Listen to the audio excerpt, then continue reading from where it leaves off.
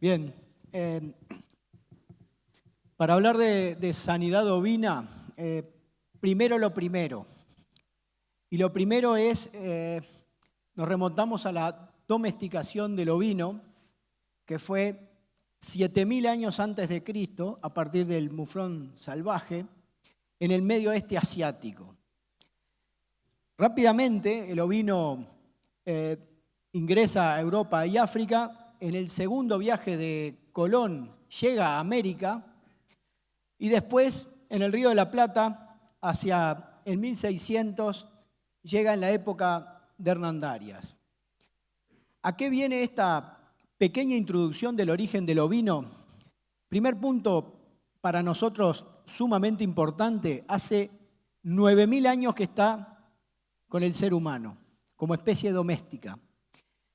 Y tal cual nosotros la criamos en nuestras latitudes, es una situación francamente contrastante con el origen en las épocas de la domesticación. Pasamos del medio oeste asiático en clima árido y sistemas de producción nómade, a las áreas templadas y sistemas de tipo pastoril más intensivo.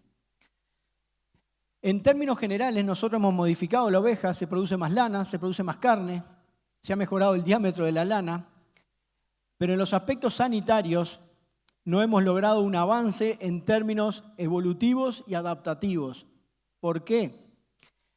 Porque 9000 años desde su domesticación y 400 años de que está en el Río de la Plata son tiempos evolutivos y en términos de adaptación cortos.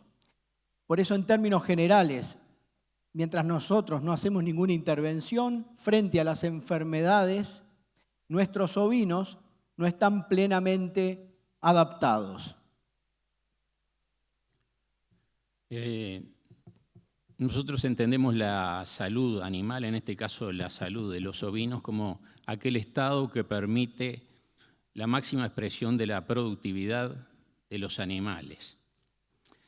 Aquí vamos a repasar rápidamente algunas de las principales enfermedades o las más conocidas en el Uruguay. Tenemos, por ejemplo, en la parte superior la parasitosis interna, nematodos gastrointestinales al centro, saguaipé a la derecha y tenias a la izquierda. Abajo tenemos piojo, sarna y bichera. A la izquierda algunas enfermedades infecciosas, infectocontagiosas como clostridiosis y ectima contagioso, y a la derecha otras como afecciones podales y enfermedades de la reproducción, bueno, entre otras. Sin embargo, dentro de estas y específicamente dentro de las parasitosis internas, la que para nosotros tiene mayor importancia o relevancia económica en el Uruguay son los nematodos gastrointestinales, que allí pueden ver en la foto, en una buena foto donde mostraba la lombriz del cuajo, por ejemplo. Y hablando específicamente de estas pérdidas y de su impacto sobre la producción, aquí tienen un cuadro que para nosotros constituye una información básica muy interesante, generada por Peto Castells hace unos años. Y para nosotros la información, todo lo que sea información básica sobre las enfermedades es importantísimo para encarar un programa de control. En este caso fue hecho sobre categorías de recría y está ejemplificado en 3 situaciones, y concéntrense en las columnas de mortandad, peso vivo y peso de vellón sucio, que resumen las características de producción de lana y de carne. Y estas 3 situaciones son una situación de total control parasitario, que actúa como referencia o como techo, y vean el costo que tiene en la fila que dice máximo el hecho de no intervenir, que es una posibilidad siempre de no hacer nada, las graves pérdidas que ocurren, y en el medio la distancia que separa un esquema sanitario promedio o estándar de lo que yo decía del potencial de producción. O sea que ahí tienen un buen resumen de lo que podría ser para el Uruguay las pérdidas productivas por nematodes. En el cuadro de abajo, en la gráfica de abajo, vemos dibujado el número de nematodos adultos presentes en el tubo digestivo de los ovinos, el número total a lo largo del año. Y allí, a pesar de que hay una variación por efecto año, que es muy lógica, muy normal, se destaca la importancia del otoño en este tema. Por supuesto que no son igualmente importantes todas las especies parasitarias. Hay algunas que tienen mayor relevancia. Exactamente, porque esa gráfica anterior muestra todos los nematodos gastrointestinales, pero es claro que existe entre 8 y 9 nematodos a lo largo del abomaso, intestino delgado, intestino grueso, y sin duda las diferentes especies tienen diferente importancia. Este cuadro refleja claramente que Hemoncus contortus y Tricostrongylus coloriformes, en el caso de Hemoncus contortus, conocido, la lombriz de cuajo, en el abomaso o en el cuajo de los ovinos, y Tricostrongylus coloriformes en el intestino delgado de los ovinos, son por lejos los dos parásitos más importantes. Está claro, y esa información fue generada por la gente del Rubino, pero tiempo después se repitió prácticamente en el mismo porcentaje. Ya cuando empezamos a identificar de todos esos nematodos cuáles son los más prevalentes, podemos ver en el cuadro de abajo la propia dinámica que tienen ambos. Y es bien diferente. Por eso esta información es básica, pero es fundamental para construir nuestros métodos de control.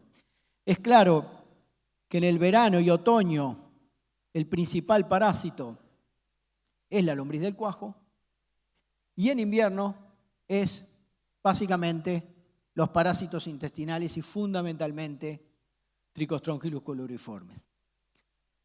Sin duda, para una de las características más importantes de nuestro clima, que es la variabilidad, estos datos se pueden mover de alguna manera y no repetirse año a año, pero en términos generales, esta información epidemiológica nos permite ensayar y diseñar estrategias de control. Estrategias de control que a alguno le puede sorprender son muchas, en principio y en teoría. Voy a tratar de describirlas. ¿Y por qué a alguno lo puede sorprender? Porque en la inmensa mayoría de los predios comerciales de nuestro país, el único método hasta hoy utilizado es el control químico por la vía de los antihelmínticos. Esa es la realidad. Ese es el nivel de adopción de hoy en día en los métodos de control.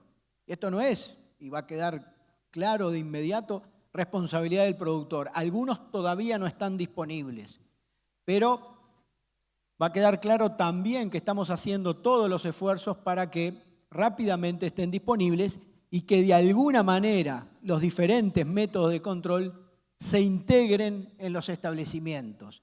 Lo que puede ser el manejo antiparasitario, o sea, el manejo del pastoreo para reducir el impacto de las parasitosis, el desarrollo de la inmunidad de los animales a través de la selección de animales genéticamente resistentes, de la utilización de vacunas o de planos nutritivos altos que puedan expresar el potencial de inmunidad de los animales, o la utilización de forrajes bioactivos, sobre todo han sido estudiados aquellos con determinados niveles de taninos condensados, o inclusive también aquellos enemigos naturales que tienen, enemigos biológicos naturales, como algunos hongos que han sido identificados hace mucho tiempo.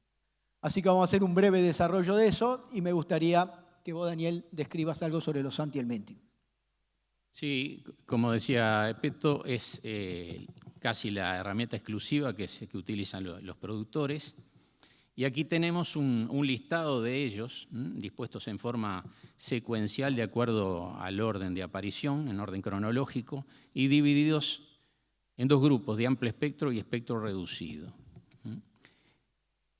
En letras rojas podemos ver las comunicaciones de resistencia que han ido apareciendo a los grupos o a los principios activos de los antihelmínticos, también dispuestos en orden cronológico. Y lo que vamos viendo es que esto es como un resumen de la historia de la lucha de las lombrices contra los antihelmínticos, en la cual, como resultado del fenómeno biológico de resistencia helmíntica, las lombrices, los nematodos gastrointestinales, se han ido imponiendo uno a uno a cada uno de los principios activos a una velocidad determinada, a una velocidad mayor de la que ha seguido la aparición de estos mismos. Por lo tanto, pensando en que esto se va a repetir, porque lo que podemos hacer con las medidas de manejo es retrasar el fenómeno, pero no eliminarlo,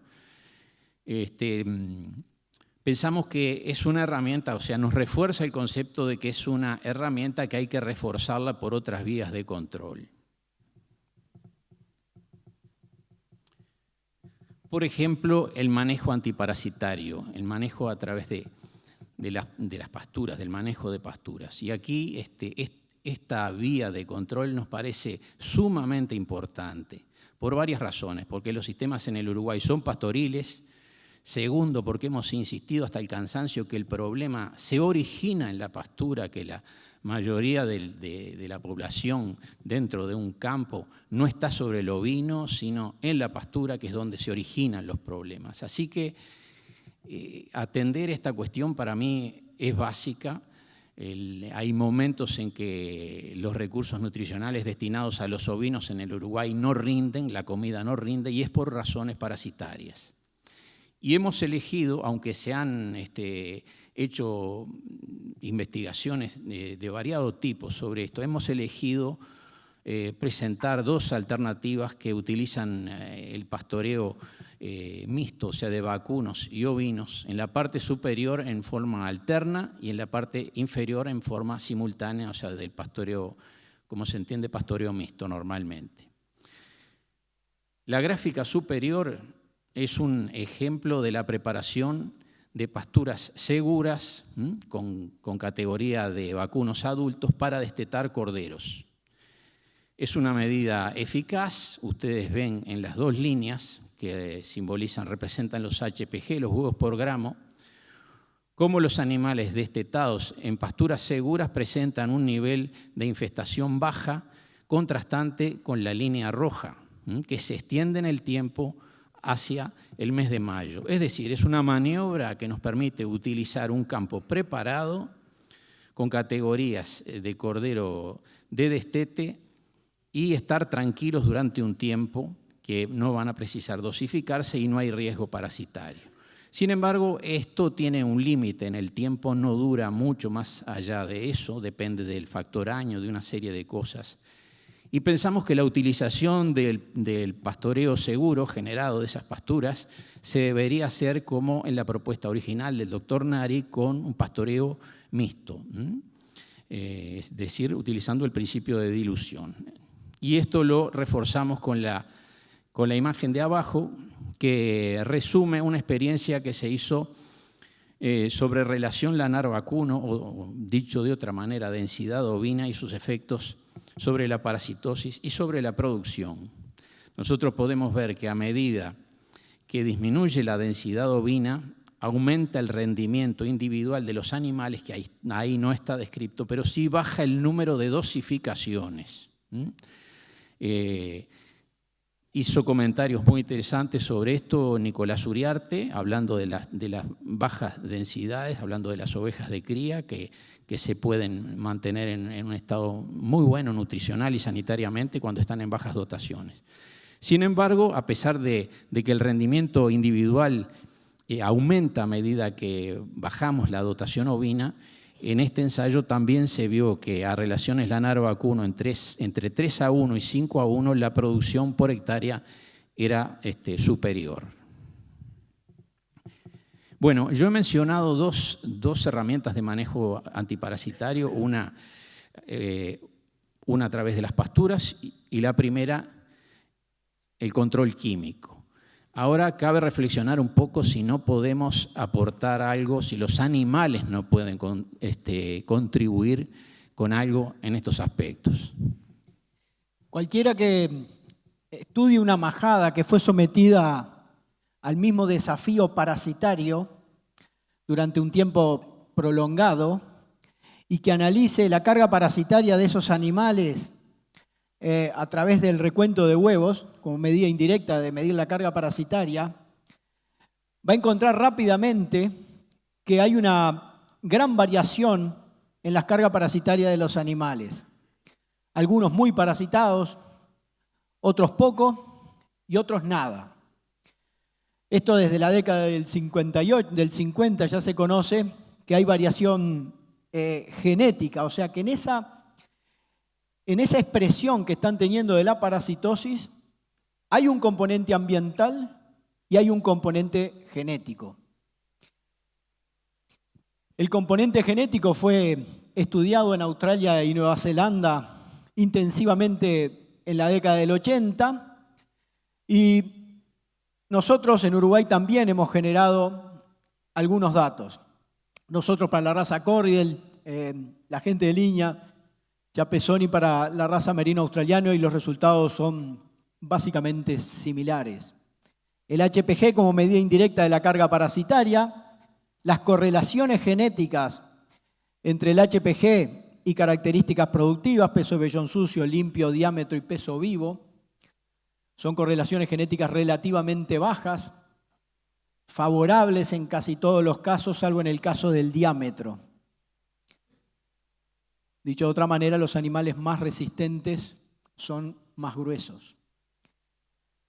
Y la heredabilidad del HPG es una heredabilidad media-baja, pero es una heredabilidad.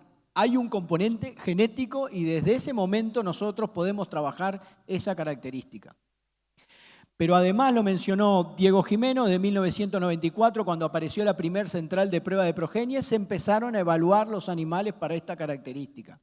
Y pocos años más tarde, después que teníamos cantidad de animales evaluados, formamos en la Estación Experimental de Cerro Colorado 2 líneas de selección.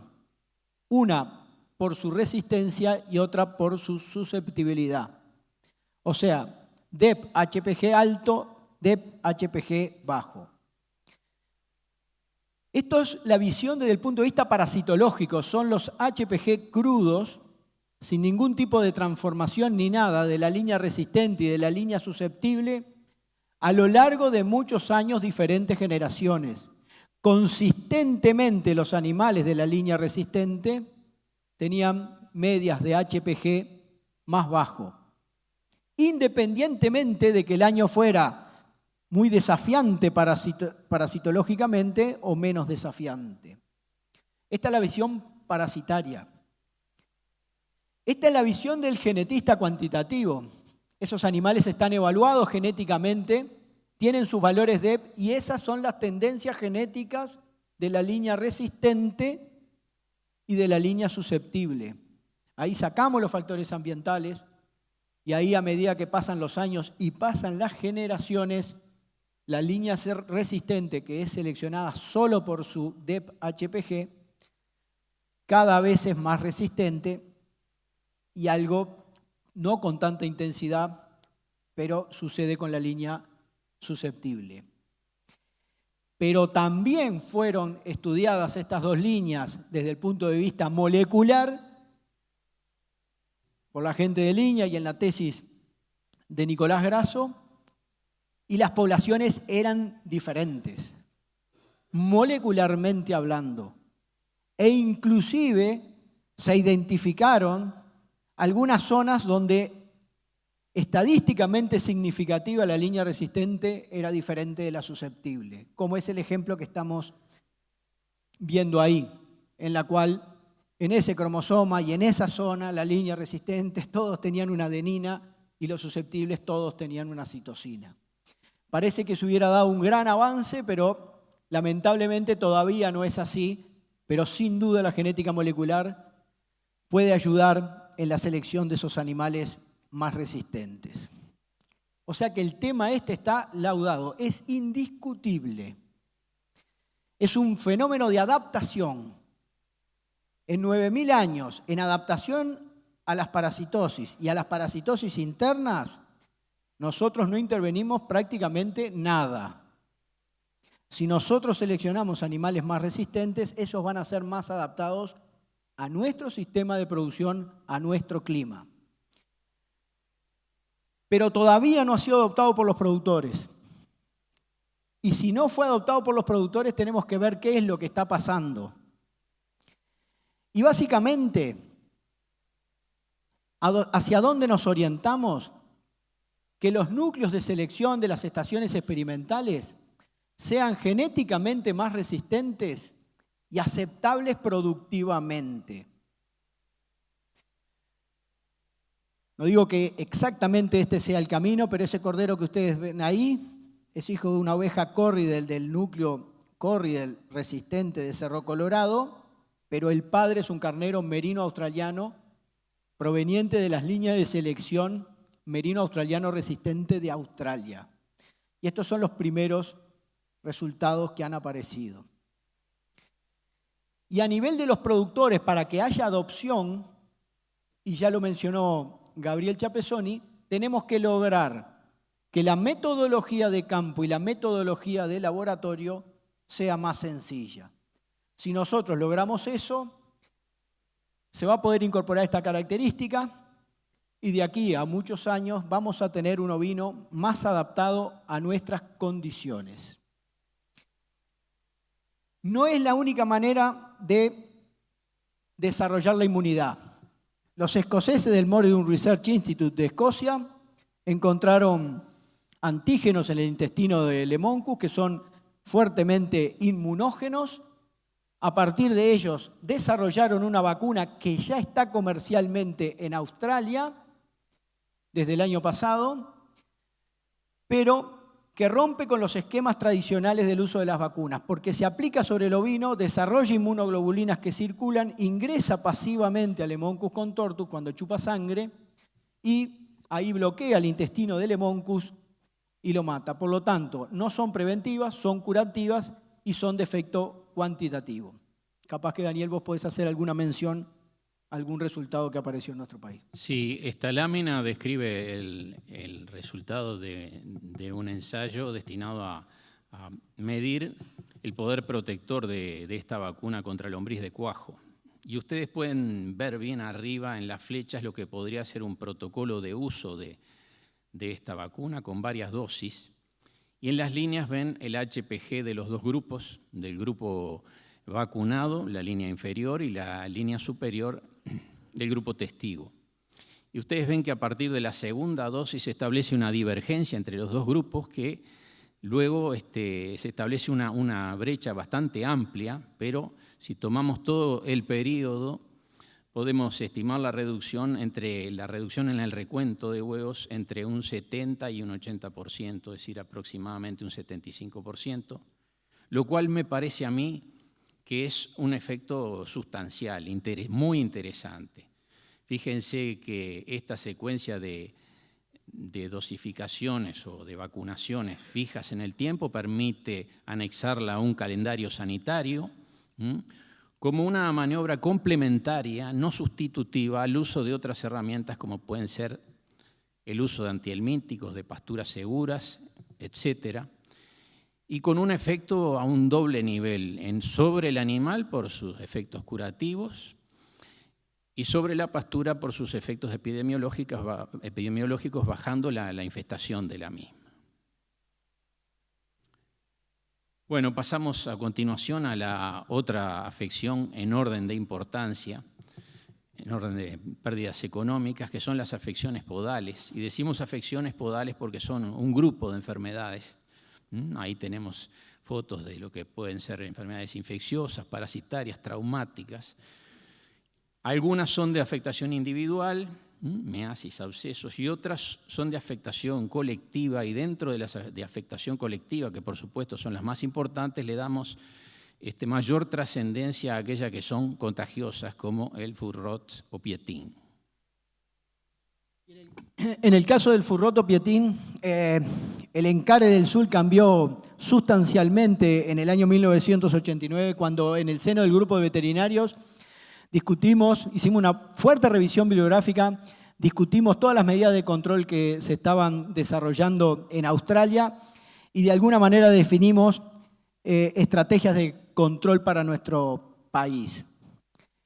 el corazón de esto fue la inspección de todos los animales y de todas las patas de los ovinos para identificar y eliminar los portadores crónicos en busca de un buen control y, por qué no, la erradicación. Y de hecho ese trabajo en 1990 se desarrolló en un predio del sur, un predio del norte. Los dos trabajos fueron exitosos y el tema continuó avanzando. Bueno, una vez establecida, validada, vamos a decir, esta metodología de trabajo, la estrategia del SUL fue trabajar a varios niveles, a nivel de los principales actores involucrados en la sanidad ovina, y nosotros aquí elegimos presentar la parte de la profesión veterinaria porque consideramos que es uno de los elementos fundamentales. También se trabajó a niveles de cabañeros, de productores comerciales y de mano de obra. El presente certificado que se entregaba era entregado en jornadas que eran de actualización, de intercambio técnico, de unificación de criterios, y aquí vemos que incita a los veterinarios a participar activamente en esta campaña. Bueno, en esta lámina tenemos, al igual que en nematodos gastrointestinales, información sobre la enfermedad que se ha generado entre varias instituciones. Aquí tenemos SUL INEA, por ejemplo, y es una información, como decía, relevante. Nos dice el porcentaje de predios afectados, el porcentaje de animales afectados, el comportamiento epidemiológico de la enfermedad con el otoño como estación de mayor difusión y las pérdidas productivas.